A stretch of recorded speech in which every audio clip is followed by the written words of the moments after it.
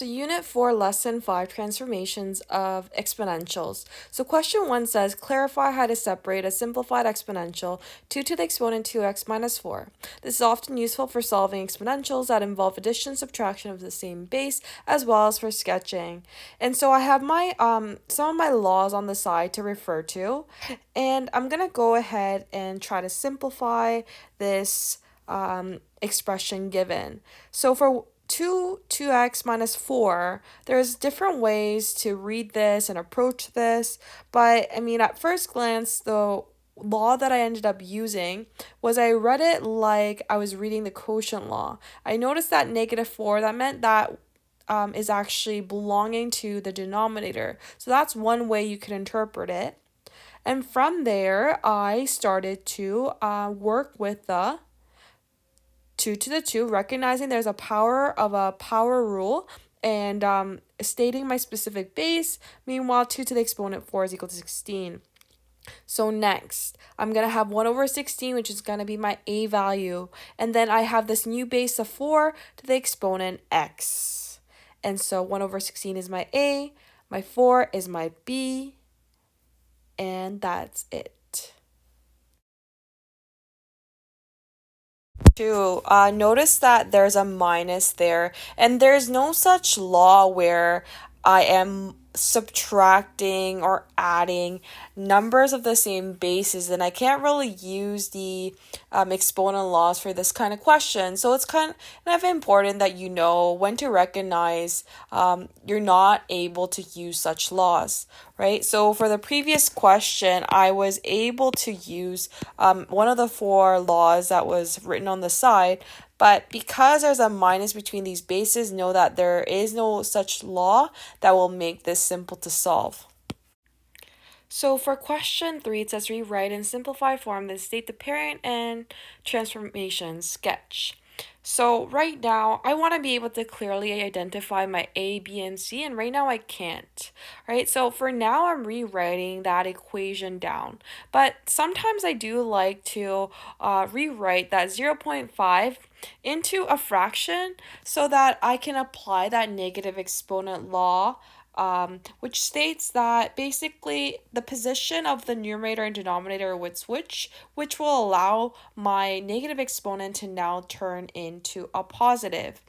And so as my next step, I'm going to get y equals, by getting that 2 to come to that numerator, now my x will become a positive like so, and there I have my transform simplified equation. And so for my b value, I am going to get a value of 2. Meanwhile, my c value is a value of c. And I'm just indicating here that I'm using the negative exponent law, and that's how I'm getting that negative x to become a positive. For the positive 6, that tells me what my new horizontal asymptote is. So c is equal to 6, so therefore my horizontal asymptote is at y equals 6, which basically means there has been a shift up by 6. And so to my parent function of 2 to the exponent x, which is a exponential growth, so all that is happening to my graph, from my parent graph to my pink graph, is that I'm moving it up by 6. Next, I'm going to try to graph this. So how I'm going to graph this is I'm going to first focus on my parent graph. So my parent graph, again, has a horizontal asymptote of y equals 0. How did I know that? That was because there was no shift up or down. And when there is no shift up or down, that means there's a horizontal asymptote at y equals 0. Meanwhile, when I'm trying to graph my parent graph, well, I'm kind of doing this mentally in my head, but let's say at x value of 0, that means my y-intercept is going to be at 1, because 2 to the exponent 0 is going to equal to 1. And so I'm just going to generally draw a sketch that resembles a growth, and it's a sketch, so it doesn't have to be perfect. That is my parent graph, and now I'm going to move on to the pink transform function, and I'm going to right away try to identify my horizontal asymptote, which is at 6. So 1, 2, 3, 4, 5, 6, that is where my horizontal asymptote is. So how I'm going to draw my y equals 2 to the x plus 6 is, well, there was only one change to this original parent graph. All I did was raise it by 6. I shifted everything up by 6. And so, okay, I didn't do a very good job on my sketch of my original, but basically this coordinate is fine. So when x value is 1, my y value should be 2. When my x value is 2, my y value should have been about a 4. So I'm going to change that up so it's a little better. And so that is my better parent graph, right? And meanwhile, I am just going to shift everything up by a unit of 6. So 1, 2, 3, 4, 5, 6. So that means my value for my new y-intercept is going to be there approximately. So at 1, I'm going to have it about here. And at 2, I'm going to have it about here. And so that is my new exponential growth. And I'm going to use a highlighter to indicate that that is the parent graph, this orange brown highlight. And for my pink, so that is my transform function. And all I did was raise my horizontal asymptote by 6. I had a movement of 6 up. So for question B, again, I need to recognize what my A, B, and C is clearly to be able to identify and graph my transformed function. And so first off, I'm going to have y equals -4, 0.8, and I'm going to split the 2x minus 4 based on product law. And so I'm going to have 0.8 to the exponent 2 to the x, 0.8 to the exponent -4.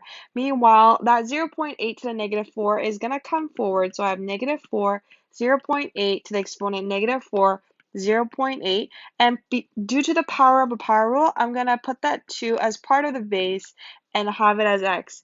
At this point, I'm going to have y equals approximately, and I'm going to use a calculator and get an approximate value for my A, which is -9.77.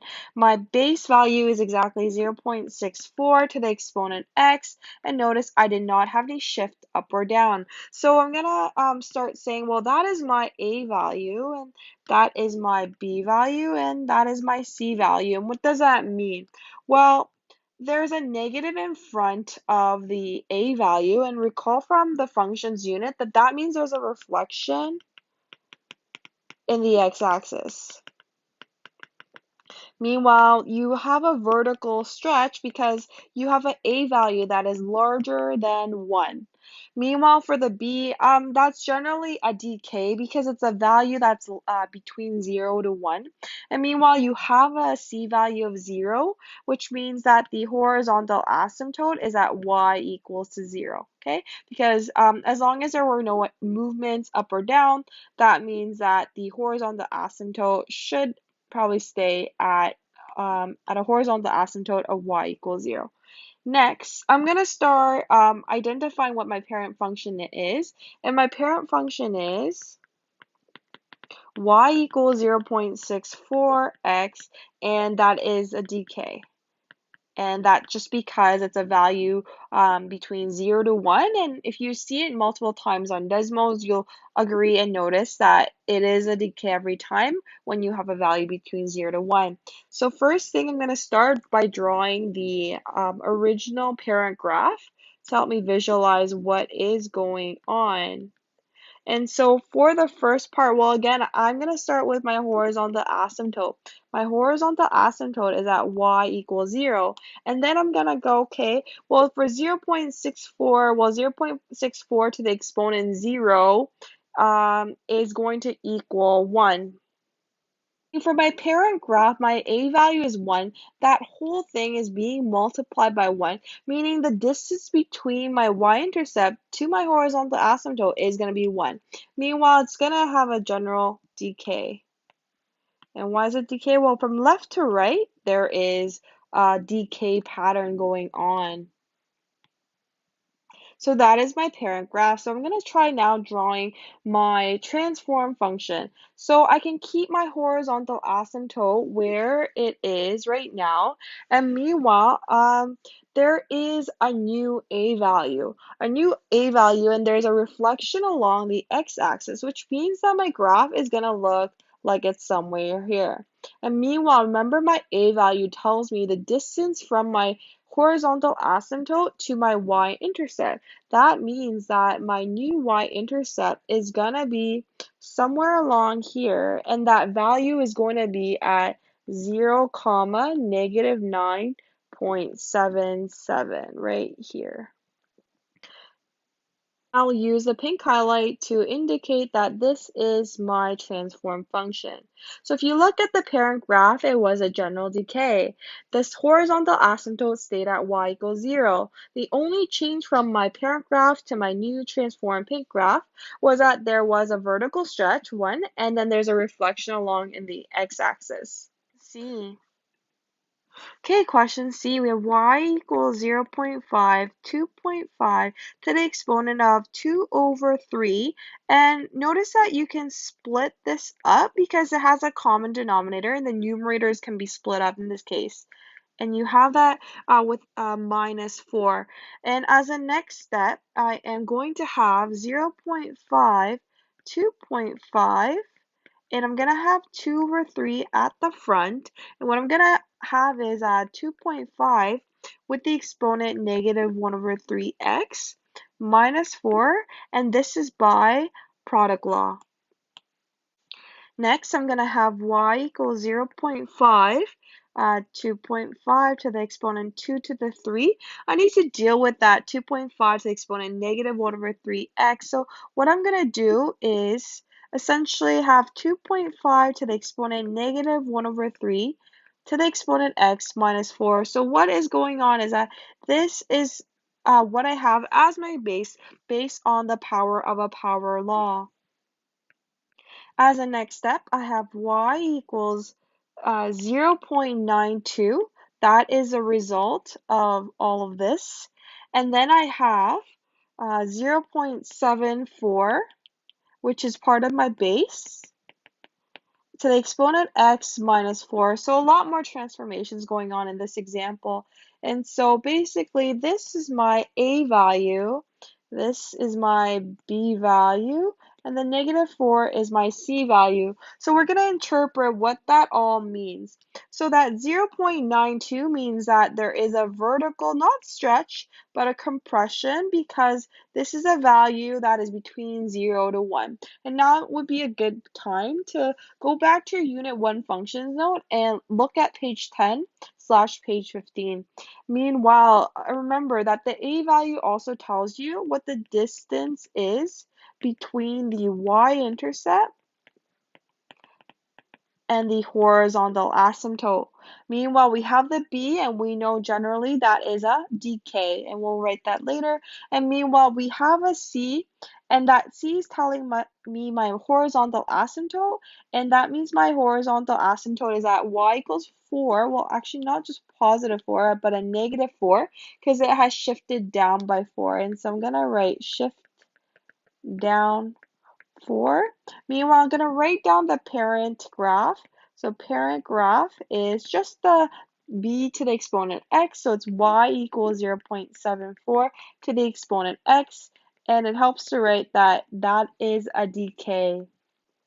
Meanwhile, for graphing, I'm going to start by graphing my original parent graph, and notice that my horizontal asymptote is originally at y equals 0, and there's a decay. And so how I'm going to draw this graph is I'm still going to have a y-intercept of 1, because remember, when I have this parent graph, the a value is 1. This whole thing is being multiplied by 1, which means there's a distance of 1 between my y-intercept and my horizontal asymptote, and so this is my parent graph.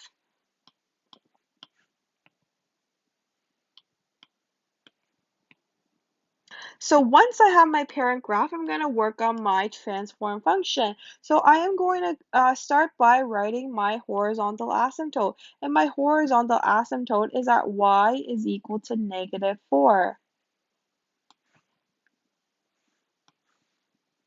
So meanwhile, what I have is I might make a mistake on this, so we have to be super careful.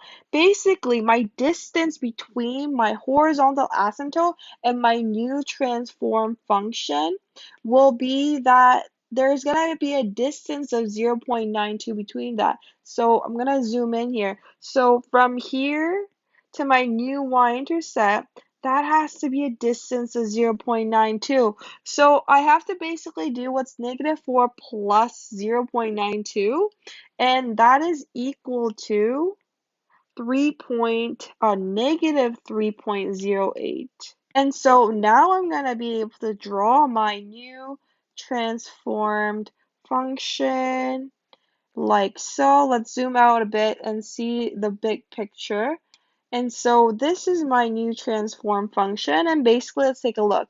There's been a shift down of 4, and we have the same base, and meanwhile we have a new a value, and the distance from my y-intercept to my horizontal asymptote is 0.92.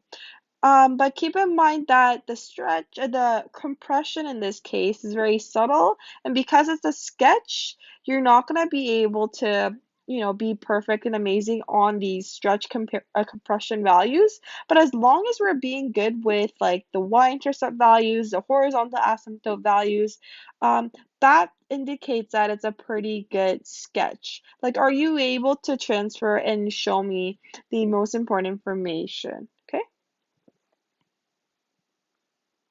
So question 4, I have rewrite in simplified form, state the parent function, and then sketch.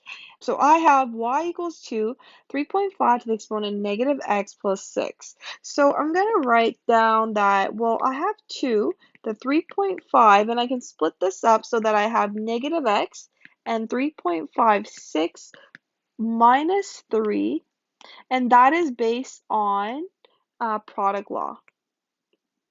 Meanwhile, as a next step, I'm going to have y equals, I'm going to bring all of that to the front. So I have 2, 3.5 to the exponent 6. And then I'm going to have 3.5. I'm going to grab that -1 as part of that x. And I'm using the power of a power law as I do this. So as a next step, I'm going to have y equals, well, all of that, which is part of the a, calculates to be approximately 3,676.5. That's my a. I have 0.29 if you put that in the calculator. And then x, I almost forgot the -3. Can't leave that. So I have this as my a, this is my b, this is my c. And as we get more comfortable with this, well, we have this huge a value, which means there's a vertical stretch. Meanwhile, again, this a value indicates the distance from where? The y-intercept to the horizontal asymptote. My b, well, that's a value. 0.29 is between 0 to 1, so that's a decay. For my c, my horizontal asymptote is at y equals -3, and so that brings everything down, shift down by 3.